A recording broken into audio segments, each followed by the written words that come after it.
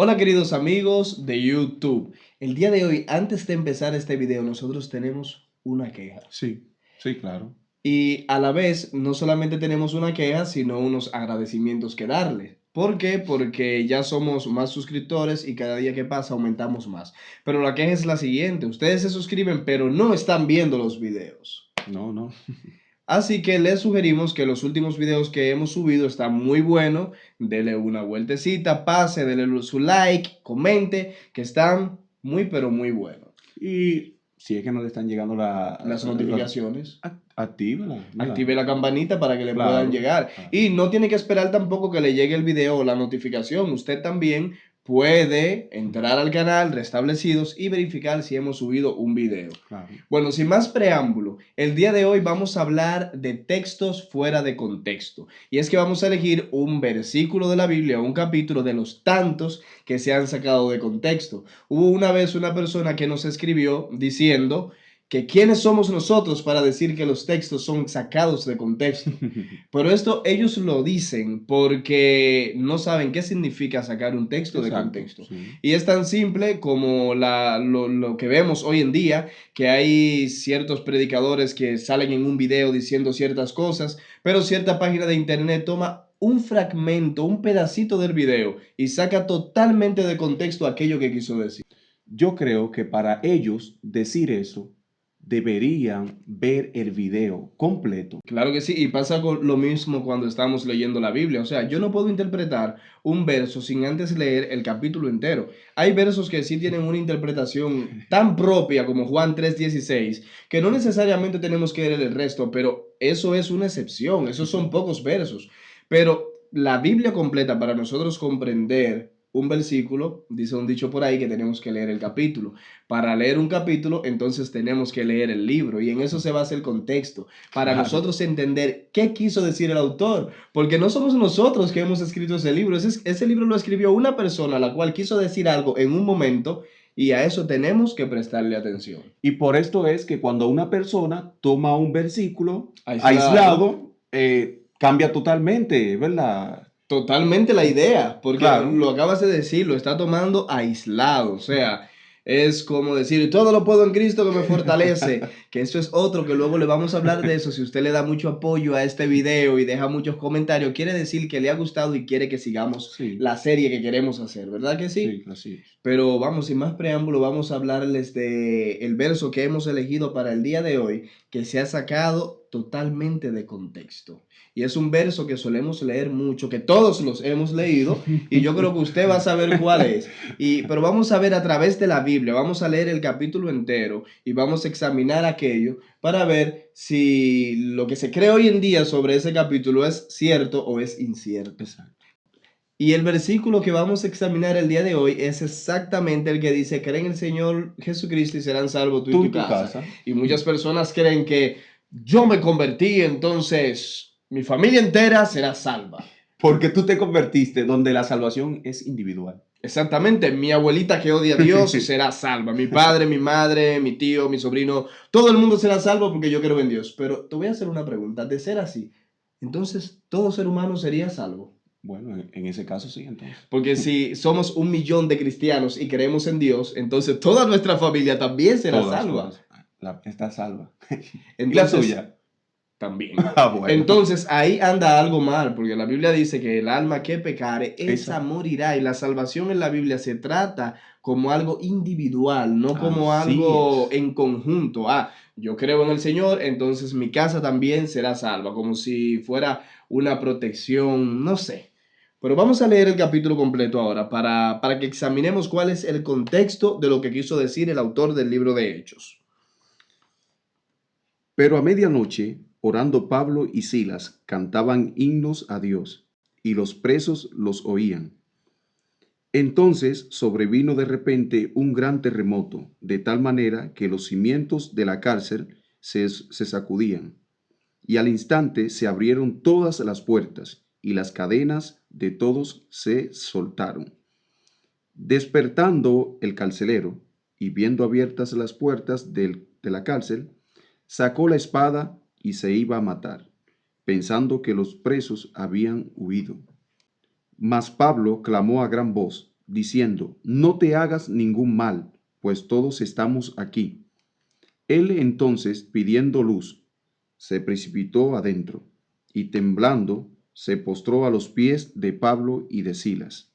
Y sacándolos, les dijo, Señores, ¿qué debo hacer para ser salvo?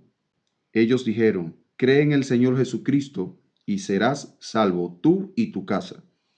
Y le hablaron la palabra del Señor a él y a todos los que estaban en su casa. Y él, tomándolos en aquella misma hora de la noche, les lavó las heridas, y enseguida se bautizó él con todos los suyos. Y llevándolos a su casa, les puso la mesa, y se regocijó con toda su casa de haber creído a Dios. En primer lugar, tenemos que resaltar aquel gran milagro. Sí. Pablo y Silas estaban en aquella cárcel.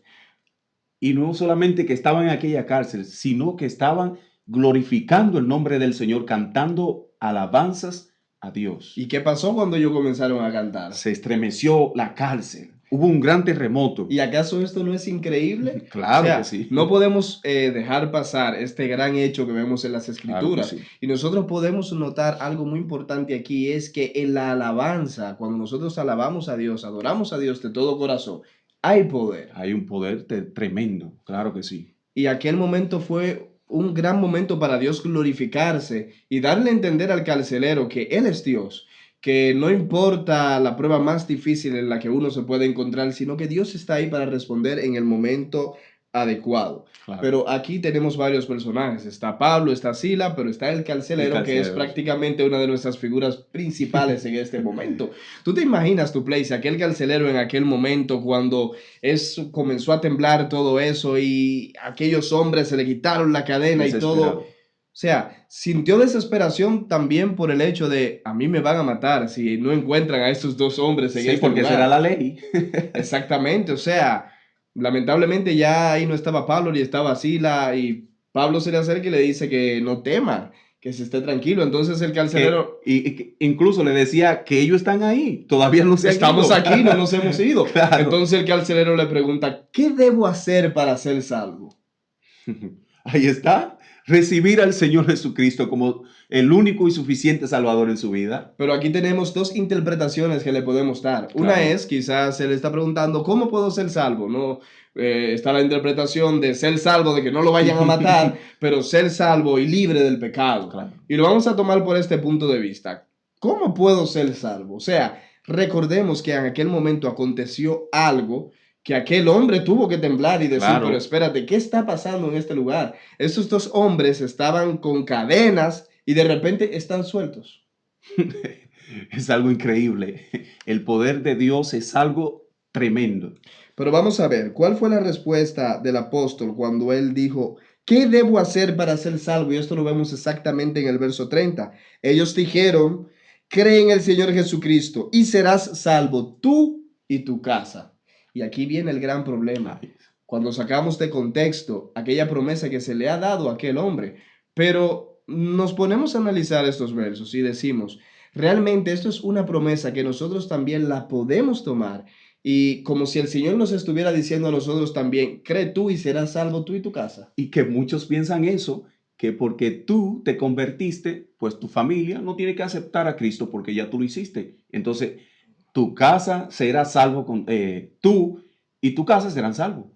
Exactamente. Entonces, cuando nosotros lo tomamos de una manera así, entonces estamos diciendo que Dios ha fallado en esa promesa. ¿Por qué? Porque muchas personas tienen una abuelita, no sé, que ya tiene 90 años, se le ha predicado toda la vida y no ha querido creer en la palabra de Dios.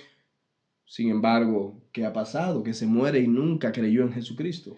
Pero mira algo, incluso la palabra, el verso donde leímos más abajo dice que ellos inmediatamente fueron y le predicaron también a los suyos, o sea, a los familiares del carcelero. O sea, que no fue una varita mágica. No. Creen en el Señor Jesucristo y serán salvos tú y tu casa. ¡Salvo! Ellos fueron a enseñarle el evangelio. O sea, lo vemos como una promesa profética de parte de Cristo en Sí. aquel momento para aquel hombre. O sea, Claro. era algo que tras sí llevaba una obra. ¿Y cuál era la obra? Predicar el evangelio a esas personas. Y la profecía era que si ellos le predicaban en aquel momento, ellos también iban a creer en Jesús. Así es. Incluso corroborando con lo que tú estabas diciendo, en el verso 32 dice lo siguiente: y le hablaron la palabra del Señor. Ahí está la clave. A él, o sea, a él no fue que simplemente en aquel momento eso, yo vi un milagro y punto. No, se le habló la palabra del Señor. Y hoy lamentablemente estamos viendo muchos teleevangelistas y muchas personas, milagros, que se paró fulano de una silla de ruedas, pero ¿y el evangelio para cuándo entonces? Pablo tomó cada momento de su ministerio, aún, como te digo, desde aquel momento cuando vio aquellos altares donde decía una inscripción, adoramos al Dios no conocido. O sea, Pablo tomó hasta aquello y hasta las poesías de los filósofos de aquel momento para llevarles el evangelio de Cristo. Y esto no fue un momento ameno tampoco. Si tú te fijas, ellos se interesaron mucho por predicarle, por llevarle el evangelio a sus familiares también, porque de ser así que no le interesaría, pues ellos solamente le hubieran predicado al carcelero.